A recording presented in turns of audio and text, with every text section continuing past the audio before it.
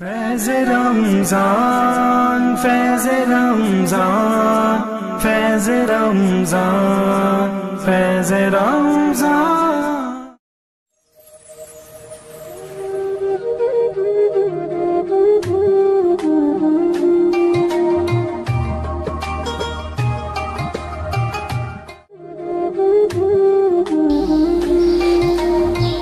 بسم اللہ الرحمن الرحیم۔ الصلاۃ والسلام علیک یا سیدی یا رسول اللہ وعلی آلک و اصحابک یا سیدی یا حبیب اللہ۔ فیض مرشد سے الہی قلب روشن کر میرا، مرشدی پیر ابو الفیض باصفا کے واسطے، قبر و حشر میں نور کی خیرات ہم کو کر عطا، مرشدی مخدوم نور المجتبیٰ کے واسطے۔ میری انتہائی نگارش یہی ہے کہ تیرے پاک نام سے ابتدا کر رہا ہوں۔ جی ناظرین، السلام علیکم ورحمۃ اللہ وبرکاتہ، اور تمام دیکھنے والے سننے والوں کو فیض رمضان ٹرانسمیشن میں خوش آمدید کہتے ہیں۔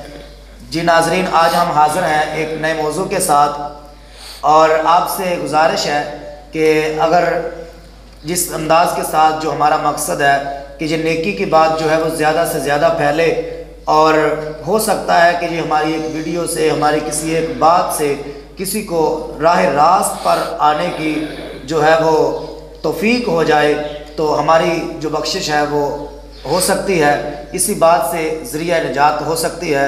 تو میری گزارش ہے کہ آپ بھی اسی نیت سے، اسی مقصد کو سامنے رکھتے ہوئے اس ویڈیو کو شیئر کریں، تاکہ ہمارے کوئی دوست راہ راست پر آ جائیں تو اللہ تعالی ہم سب کی بخشش فرما دے۔ میری زندگی کا مقصد تیرے دین کی سرفرازی، میں اسی لیے مسلمان، میں اسی لیے نمازی۔ آج کے جو ہمارے مہمان عالم دین ہیں، پیر طریقت رہبر شریعت حضرت علامہ صاحبزادہ پیر محمد غلام مرتضیٰ عبدالوی قادری رضوی صاحب، اور ساتھ ہی استاذ الحفاظ حضرت علامہ مولانا قاری محمد عبدالرشید چشتی صاحب، آپ بھی تشریف فرما ہے۔ آج ہم نے نعت خواں کا جو ہے وہ نئی پروگرام رکھا، کیونکہ آج عید کے بارے میں ہم گفتگو کریں گے، کیونکہ یہ آخری لمحات ہیں رمضان کے، تو آگے عید آنے والی ہے، تو ہم آج صرف عید پر گفتگو کریں گے کہ رمضان المبارک کا پورا مہینہ ہم گزارتے ہیں، روزے رکھتے ہیں، عبادات کرتے ہیں، جیسے رب کی توفیق کے مطابق ہم رمضان کی قدر کرتے ہوئے اس کو گزار دیا۔ لیکن جب عید کا دن آتا ہے تو ہم عید پر اکثر لوگ دیکھتے ہیں کوئی فلم سینٹر میں بڑھ جاتا ہے، کوئی یوٹیوب پر کوئی کسی طریقے سے کوئی داڑھی کا سٹائل بنا رہا ہے، کسی انداز سے تو عید پر عیاشی کی جاتی ہے۔ تو میرا آج کا صرف ایک ہی سوال ہے، قبلہ پیر طریقت رہبر شریعت حضرت علامہ پیر محمد غلام مرتضیٰ قادری عبدالوی صاحب کی بارگاہ میں کہ عید ہم کس انداز کے ساتھ گزاریں، ہمیں یہ ارشاد فرمائیں۔ الحمدللہ رب العالمین والصلاة والسلام علی سید الانبیاء والمرسلین وعلی آلہ وصحابہ اجمعین، اما بعد فاعوذ باللہ من الشیطان الرجیم، بسم اللہ الرحمن الرحیم، فاذکرونی اذکرکم واشکروا لی ولا تکفرون۔ سب سے پہلے میں فیض رمضان ٹرانسمیشن کے جتنی ٹیم ہے سب کو مبارکباد پیش کرتا ہوں، اور شکریہ ادا کرتا ہوں کہ آپ نے مجھے بھی ایک نیک کام کے لیے حکم فرمایا، اور الحمدللہ میں بھی حاضری کی سعادت حاصل کر رہا ہوں۔ یہ آپ کی محبت ہے، ہم حکم نہیں، ہم نے تو عرض کی تھی، آپ نے شفقت فرمائی۔ جزاک اللہ، جزاک اللہ، اللہ تعالیٰ آپ کی محبت کو سلامت رکھے، آمین آمین۔ تو ماشاءاللہ بہت ہی پیارا عنوان لے کر آپ تشریف لائے ہیں کہ عید کیسے گزاریں۔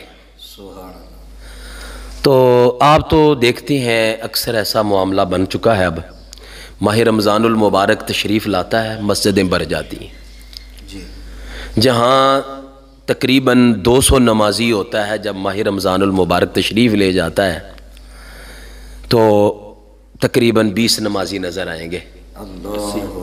ایسی حالت بن جاتی ہے مسجدوں کے اندر۔ تو اصل وجہ کیا ہے اس کے اندر؟ اصل معاملہ یہ ہے کہ عبادت کا جو لذت ہے، عبادت کا جو نور ہے وہ ہمارے پاس نہیں ہے۔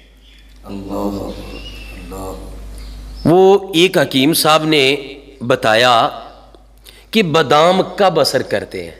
جی کیا بات، کیا بادام کب اثر کرتے ہیں؟ وہ کہتے ہیں کہ 30 دن کھائیں، 31ویں دن اثر شروع ہوتا ہے۔ 30 دن ہم نے نمازیں ابھی پڑھ کر ابھی تو اب نے بنیاد بھی اپنی ٹھیک نہیں کی تھی، روزے رکھے، نیک اعمال کیے، ٹھیک ہے، ہم سمجھ بیٹھے شاید ہم نے بڑی نمازیں پڑھ لی ہیں، بڑی تلاوتیں کر لی، بہت نیک عمل کر لیے ہم۔ وہ حکیم صاحب فرماتے ہیں 31ویں دن اب اثر شروع ہونا تھا، تو ہم تو پہلے ہی سمجھ رہے ہیں میں نے بادام کھا گا کہ میں تو پہلوان ہو چکا ہوں، لیکن ایسا نہیں ہے۔ یہ ایک انسان کو ایک، کیونکہ ہمارا اندر دشمن ہے، ایک باہر دشمن ہے، اندر نفس ہے، باہر ابلیس ہے، دونوں مل کر ہماری بربادی کا سامان کرتے ہیں۔ تو یہ ہمیشہ یاد رکھنا چاہیے۔ میں فیض ٹرانسمیشن کے ذریعے سے میں پوری دنیا کو یہ پیغام دینا چاہتا ہوں کہ آپ نے جو ایک عظیم و شان فصل لگائی رمضان المبارک کے اندر، نمازوں کی فصل لگائی، روزوں کی فصل لگائی، خیرات کی فصل لگائی، آپ نے تلاوتوں کی فصل لگائی، ذکر و اذکار کی فصل لگائی، اب تو اس کو حفاظت کرنے کا وقت تھا نا، اللہ، اب تو اس کی حفاظت کرنی تھی۔ جیسے ہی عید کا چاند طلوع ہوتا ہے، ہم اسی وقت دنیا کے اندر ایسے مست ہوتے ہیں جیسے کہ ہم مسلمان ہی نہیں ہیں، جیسا کہ ہمارا مسجد کے ساتھ کوئی تعلق ہی نہیں ہے، یوں ہماری حالت بن جاتی ہے۔ لیکن یاد رکھیں بہت بہت ایسے بھی لوگ ہیں جو عید کے دن دنیا سے چلے جاتے ہیں، ایسے بھی لوگ ہیں۔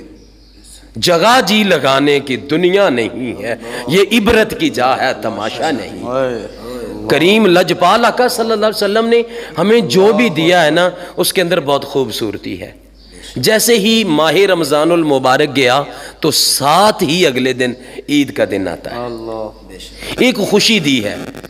تو میں نے جو نوٹ کیا ہے نا، خوشی جو ہے نا وہ صرف عید کی نماز پڑھنے تک رہتی ہے۔ جب مسلمانوں کا اتنا بڑا اجتماع ہوتا ہے، محبت سے مل رہے ہوتے ہیں، ایک دوسرے سے باتیں کر رہے، اصل خوشی کے لمحات وہ ہوتے ہیں۔ بالکل ٹھیک ہے۔ اس کے بعد تو کوئی کھانے میں مصروف ہو گیا، کوئی کسی کام میں مصروف ہو گیا، کوئی کسی۔ اسلام نے ہمیں خوشیاں دی ہیں، خوشی اسلام نے ہمیں دی ہے۔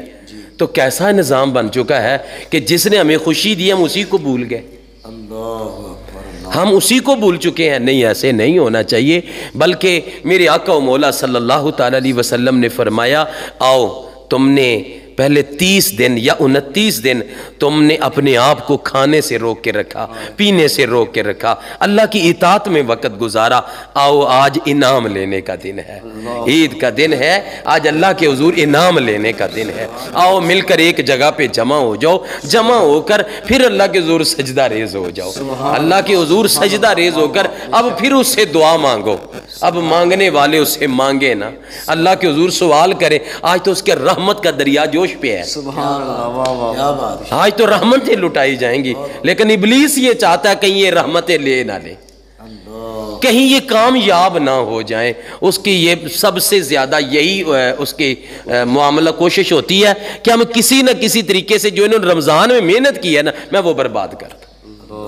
لیکن میری آقا مولا فرماتے ہیں میری امت ہے، کمزور ہیں، ان میں گناہگار بھی موجود ہیں، عملوں کی بھی کوتاہیاں پائی جاتی ہیں، روزہ تو رکھ لیتے ہیں لیکن رکھنے کے باوجود بھی پتہ نہیں کیا کیا کر جاتے ہیں۔ فرمایا صدقہ فطر ادا کرتا،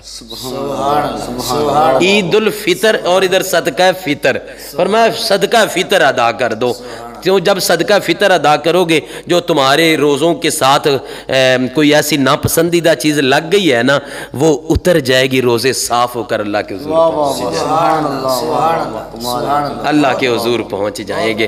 کیسی ہماری تربیت ہمارے آقا و مولا صلی اللہ علیہ وسلم نے فرمائی ہے، سبحان اللہ، اور کیسے عالی شان ہمیں سبق عطا فرمائے۔